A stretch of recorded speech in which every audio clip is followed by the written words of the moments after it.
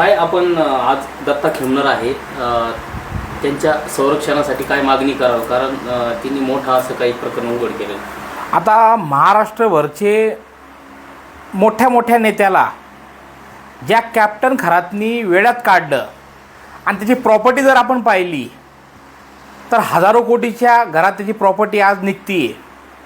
अशा भोंदूबाबावर सर्वात पहिले खबरदार पुढारीच्या माध्यमातून दत्तात्रय खेमनर यांनी त्याच्यावर महिलेवर त्यांनी लैंगिक अत्याचार केले अशी बातमी लावली होती. त्यावेळेस त्याच्यासोबत आम्ही उभे होतो. त्यावेळेस त्याच्यावर अनेक वेळा हल्लेसुद्धा झाले अशा बातम्या लावतो म्हणून. तर प्रशासनाला आमची मागणी आहे का त्याला पोलीस बंदोबस्त देण्यात यावा, कारण कॅप्टन खरात सारख्या माणसावर जेव्हा त्यांनी बातमी लावली तर रुपाली चाकणकर सारख्या महिलांनी, ज्याला महिला आयोगचं अध्यक्ष केलं, त्या महिलेने